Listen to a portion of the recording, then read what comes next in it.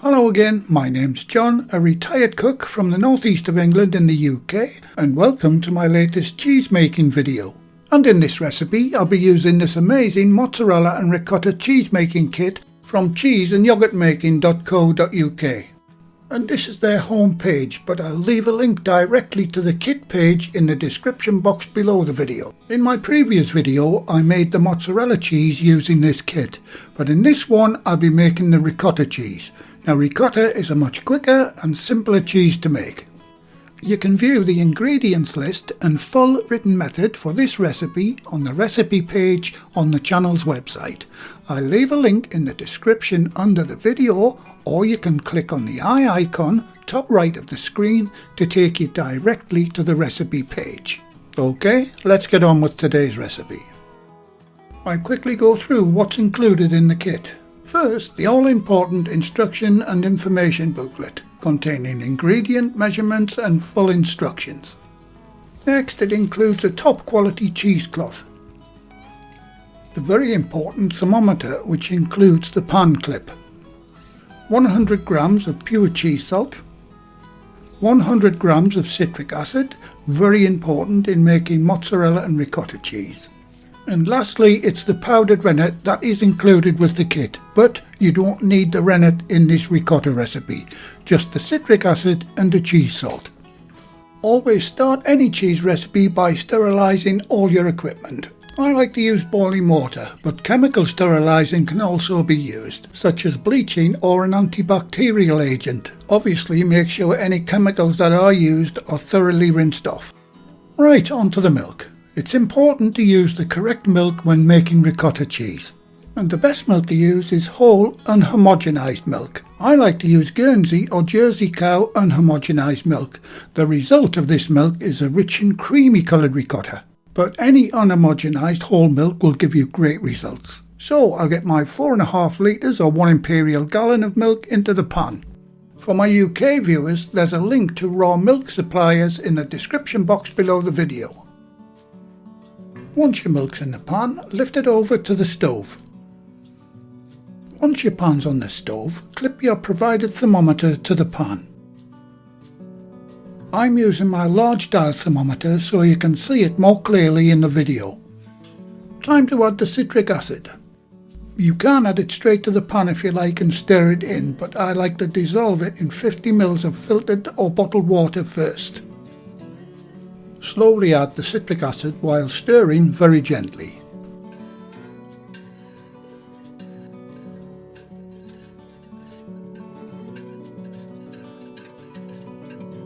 Now you can turn on your hob to a medium heat and bring the milk up to a temperature of 85 degrees Celsius, that's 185 Fahrenheit. Now this should take around 20 minutes, stirring occasionally. If you try to get there any quicker by increasing the heat, you risk burning the milk on the bottom of the pan. Around halfway, you should see clumps of ricotta starting to form. And that's it, I've reached the target temperature. So turn off the heat, and if you're on an electric hob, take it off the ring altogether. Remove the thermometer and give it a final gentle stir. Now get the lid on the pot and let it rest undisturbed for 20 minutes. Okay, while the milk's resting, place a colander in your sterilised sink and line it with your cheesecloth. Once the time's up, remove the lid and carefully transfer the pan to the sink area.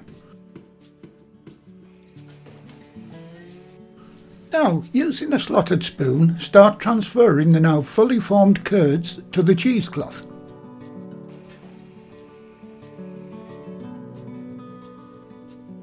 You can use a spoon like this, or if you've got one, a spider strainer like this one is much more efficient.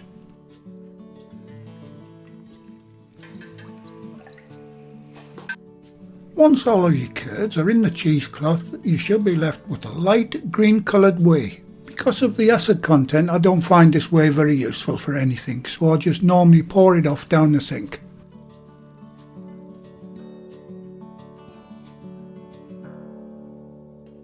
Place a bowl under the colander and lift it onto the bench.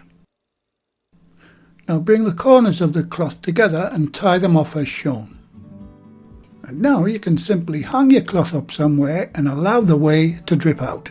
And as it's not very heavy, I just use the knob on the cupboard door.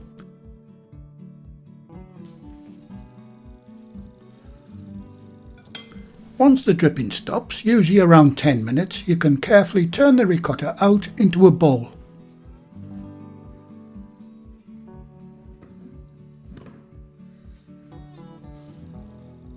The final thing to do is to add the cheese salt.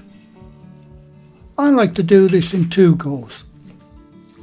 If you're planning to use this ricotta in a dessert, making a cheesecake for example, obviously don't add the salt. And in goes the second half of the salt. Give that a good mix. Using a clean fork, give it a quick taste to see if it's seasoned enough for your taste. And that's fine. And that's it, your beautiful creamy ricotta cheese is done. Cover the bowl with cling film. This ricotta will keep in the fridge for 4 to 5 days, or you can freeze it for up to 3 months for future use. And as I said at the beginning, it's a delicious, quick and easy cheese to make. And how's that for a beautiful light summer lunch?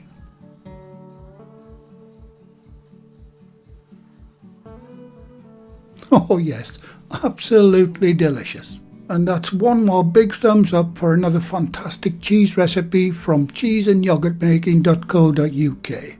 Well, thank you again for watching. Please like, share, comment and subscribe by hitting the circle above. If you do subscribe, activate the bell icon next to the subscribe button on my channel page. And by doing that, you'll be automatically notified every time I upload a new video. And in the meantime, here's a few of my other videos and playlists that you may want to watch. So, until the next time, be safe in your kitchen and bye for now.